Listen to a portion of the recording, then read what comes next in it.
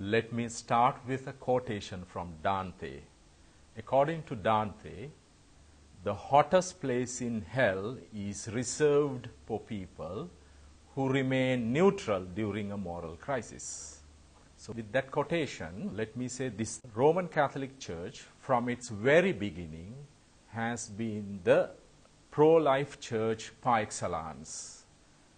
Not only that, its founder, Jesus Christ, was the pro-lifer par excellence in human history. So now, what is the deeper truth about Catholicism is this: that human life is a gift. The whole of it has been given to us as a gift from God. And what do we do when we receive a gift usually? Do we hide it? Do we keep it unto ourselves? Or do we put it in a drawer? Or will we not open it and break the gift and share it with the others? So if life is a gift from God, the ultimate right to life is with the giver of the gift. Our responsibility is to treat it as a gift and to share it with others. Now, human life and also the real nature of life can be understood only in relation to God, only in relation to the Creator. Now, what happens when we do not treat life as a gift? It makes us human beings inhuman. We could remain human only to the extent we take the life of especially the innocent people and the defenseless unborn babies and the helpless, powerless seriously. To the extent we take these lives seriously, we could remain human, and to the extent we neglect the defenseless life of the unborn children, we become inhuman.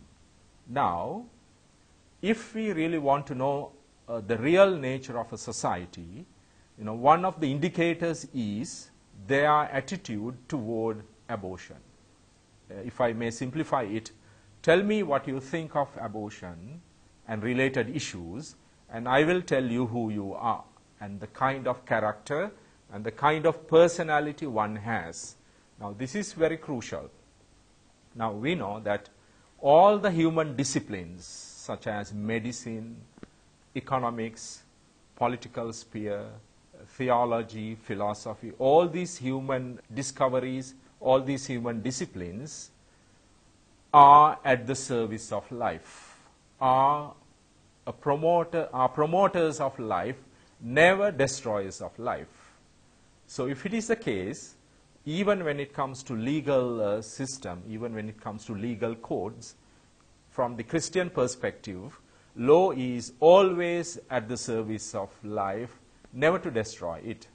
Now, human laws are never absolute. Human laws are relative. They should be interpreted and understood only in the light of divine law, or what we call natural law. The human law should be submitted to the natural law or the divine law. Therefore, humans, like we know, we don't have a right to steal. We don't have a right to kill.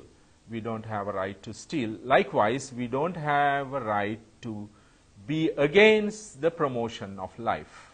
Even if you take the human evolution, the biological perspective, all the species would like to safeguard, nourish, and protect their offspring.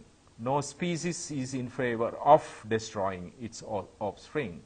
Now, what has happened with the human, with the advancement of technology and technical devices and the knowledge we have, we also have the capacity to destroy.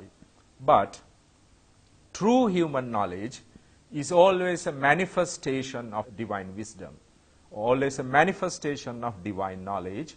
It's never against the divine knowledge. So they are not mutually inclusive of each other, or they would kind of rule out each other. No, they are like the two sides of the same coin, both human wisdom and divine wisdom. Now, legal codes, the law must be submitted to the wisdom as well as the compassion. If not, such laws become acts of injustices.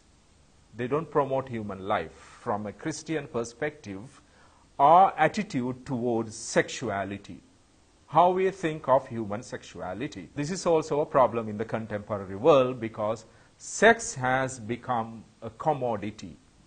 We call it commodification of human sexuality, or we have developed this consumeristic attitude towards sexuality. It's like you have some sexual urges and you can do whatever you like, or you can satisfy them whatever way you like. Now, the danger is human beings have an intrinsic need to regulate one's sexual urges. Like, for an example, with our words or the power of speech, we do not hurt people. It's not a right we have. Likewise, when it comes to sexual urges, as we grow older, we should also cultivate growing self-mastery. Now, growing self-mastery is not anti-sexual, but it promotes really a healthy understanding of sexuality. For an example, only a person with growing self-mastery could truly enjoy sex. Here also there is a distinction between mere satisfaction and deep pleasure. So in other words, sex with full commitment to the person and also sex with full compassion is very different from sex for its own sake, just for the satisfaction of one's needs. So regulation of one's sexual urges are a sign of spiritual growth, and also collectively it also shows the quality of a society, of a country. Now that's why we cannot really understand the issue of abortion apart from what we think of other issues also in the society.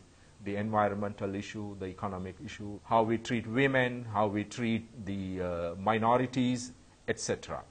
So it's interrelated with everything else. So there has to be a whole revolution, the whole change in our spiritual values. So abortion means really legalization of wrongdoings of some people, or abortion means legalization of human selfishness and human self-centeredness, if you really think deeply. What should happen is to come up with a change and a transformation in human attitudes towards one another and also human sexuality. Now, human sexuality, according to Catholic Church, is also a gift from God. Sex is something holy, sacred, and divine and mysterious, which means we cannot do whatever we like. Like if I have some sexual urges, it does not mean I can do whatever I like with those urges. I need to regulate them in a very responsible manner. So when we have lost that attitude, that holiness is not a monopoly of some people. Holiness is always at the service of life. Meaning to say, when we try to live a holy life, we enjoy life the most. It's really doing justice to our life. So to live a holy life is to enjoy the life most and to the fullest and to the complete capacity. So it's never a bad news. So ultimately, for abortion and for artificial contraceptions, we should also come up with a spiritual revolution. Our perspective should be broadened. So sexual urges are not like satisfying our hunger, our thirst, or any other bodily need. One cannot understand sex purely from a biological, medical perspective. If we do it, it's very inhuman. So we become then inhuman. We become less and less and less human if you simply approach human sexuality from a medical perspective. Sexuality is ultimately a spiritual category, a spiritual reality and a spiritual experience. A man and a woman, when they, out of love, out of compassion, out of deep affection, when they relate to each other sexually, you see, they are experiencing also something divine, something holy, something sacred. So this aspect we need to recover.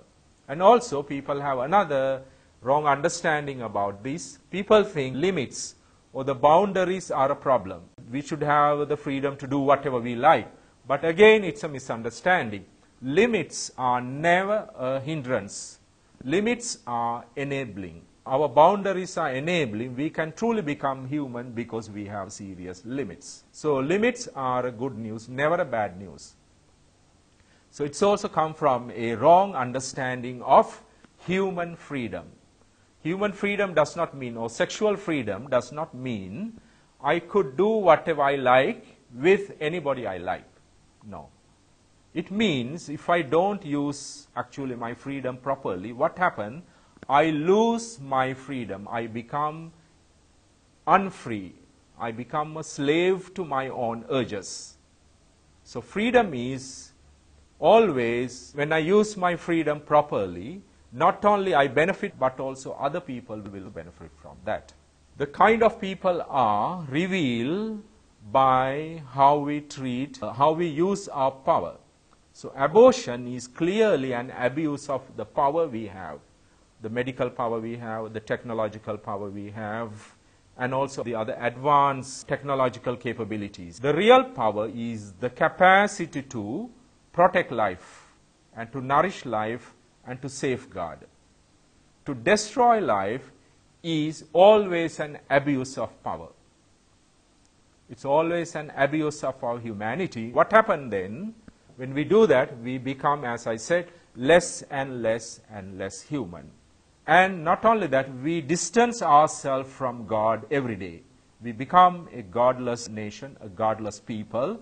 If to get closer to God is to protect life more and more. If you take a look at ancient civilizations such as Egypt, Sumeria, Babylonia, Assyria, Greece, and Rome, they had legal codes in order to protect life and to enhance human relationships and to promote human interactions. Now, that was the purpose of the law. Simply, the law was at the service of life. Now, any legal code that does not do it, that does not promote human life, is in itself a contradiction. So you could say then the law is becoming an illegal entity. So therefore, such laws can be defined as acts of injustice. Such laws can be defined as promoting death, not human life. So we also need to reconsider the legal aspect and also the theological basis of all the legal codes. Human law is not above divine law. Human law reflects whatever is best in the divine law. It's never against it, because God is a God of life. God is a God of the living, never the dead. Therefore, law cannot contradict that aspect. So this is also important. Christian perspective is, yes to law, but law should serve love. It's subordinated to love. Therefore, law has a secondary function. It's never absolute. It has a relative function subordinated to compassion and love.